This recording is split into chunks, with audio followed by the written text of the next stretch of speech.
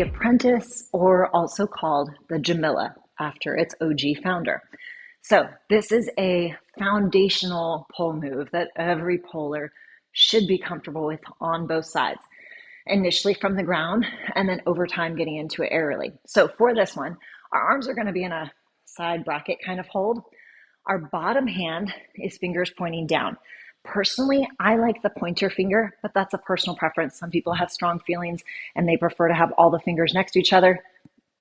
Do you, boo? Whatever feels most comfortable for you. I like the finger because it helps stabilize the wrist and keep it in position, versus without it, sometimes the wrist tends to roll. Okay, but once again, that's a personal preference. This bottom arm, my elbow is straight, but that being said, in any pull move, you want to be careful about locking out or hyperextending your elbow. Okay, so key thing on this location of this bottom arm though, is when I get into my Apprentice or my Jamilla, if it is too close to my butt, it's going to put a lot of strain on that wrist. Okay, so if you're working on this move, if it's newer to you and you're feeling a lot of strain in that wrist, it's probably because that arm needs to be a little bit lower down. Okay, so bottom hand, arm is extended down. Top hand, and this is really important, is somewhere around face height. Okay, common thing is we put it up too high and we lose our push and pull, which is what should be happening in this move. Is our bottom arm is pushing into the pole, not so much down, but in, and our top arm is pulling. Okay, so top arm roughly face height, bottom arm finger or no finger, arm extended down, well below our butt. Now, let's talk about what's happening with our legs. Our inside leg, you're going to bend that leg and bring it up, and you want it to be as close to your hip. Okay, so depending on the length of your shorts, think to the top of your shorts, unless you're wearing long shorts. And this can, of course, just like any pole move, more challenging if you do not have skin. So my hip crease is right here. I want the pole to be as close to my hip crease as possible. Okay, it can be up a little bit higher if you're wearing higher shorts, and that's okay, but you want it to be roughly in line with your hip crease. Okay, the farther down your thigh it is, the harder it's going to be to hold this move. Okay, so top hand is face height, bottom hand, I'm going to not just place it, I'm going to actually, if you watch my torso, I'm going to tilt ever so slightly down into this so that I can get a little more distance between this arm and my butt so that it puts my wrist at a better angle.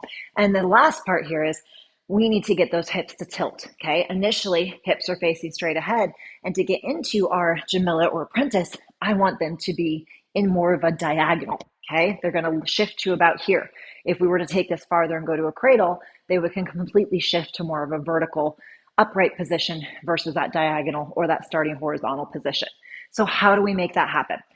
First of all, this inside leg, I want this knee to be nice and high. Okay, it doesn't have to be way up, but if that leg is below parallel, what tends to happen is as we lift, it just slides right back to the ground. So try to keep that leg up. And then here's the next little part is as I go to tilt into this, I'm actually going to externally rotate that hip just a little bit.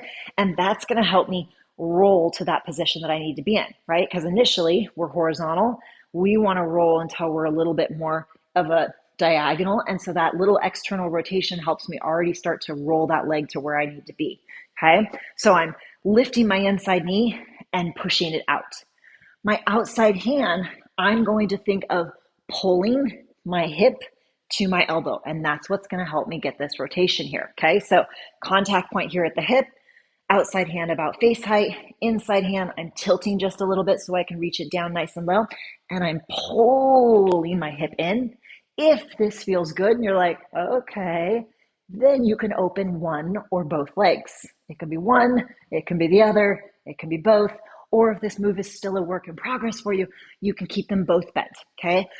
Any move and pull, and Ariel, as we extend our legs, it makes our levers longer and heavier to hold up, okay? So keeping them in nice and bent as we're kind of easy in this is a good place to start, okay? So same thing on both sides.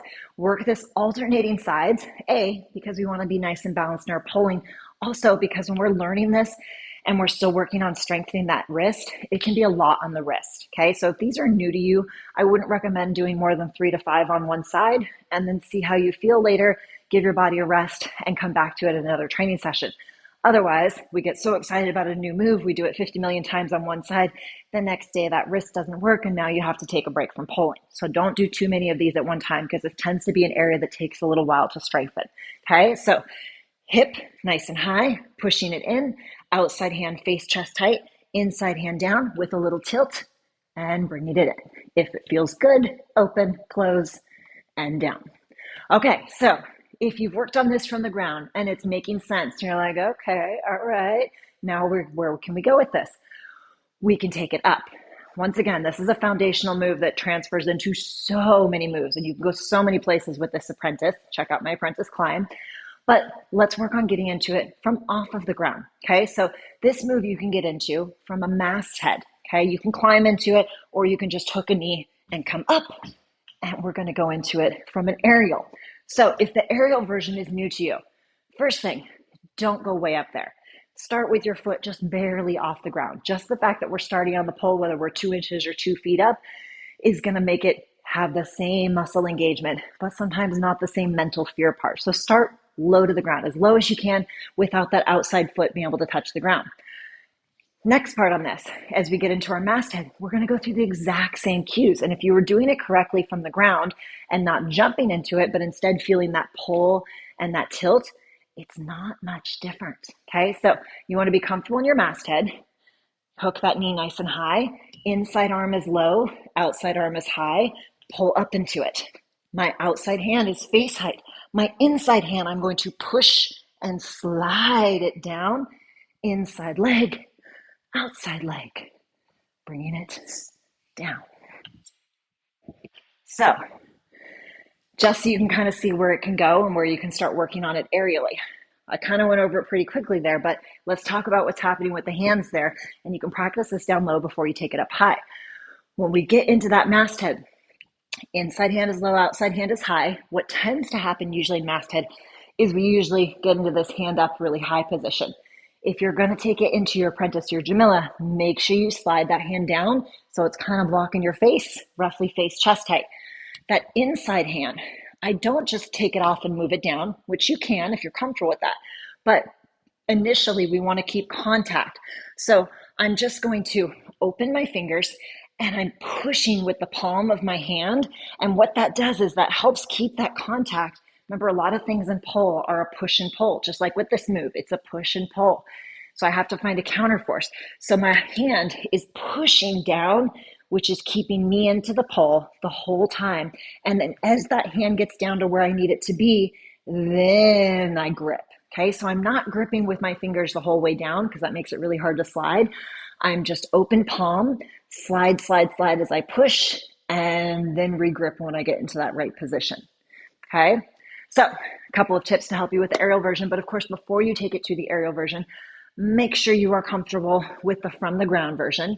And as I said at the beginning, be gentle with your wrists. Okay, this is one that after you've been pulling for a long time and you've done this move, it will not phase your wrists most likely because you've slowly increased the strength. But if you do too many too soon, much like in the same way that runners can get shin splints, where they start doing too many miles or too fast too soon without slowly building up to it and they get shin splints, pullers, wrist things can happen if you don't slowly, incrementally build that strength and that tolerance there. So have some fun with this Apprentice.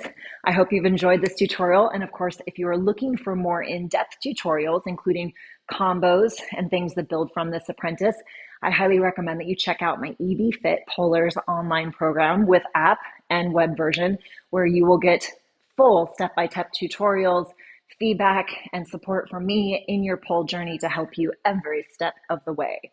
So, hope you enjoyed this. Best of luck to you in your pulling, and I hope I see how your Apprentice goes in the future. I would love to see, and of course, if you do, make sure you tag me.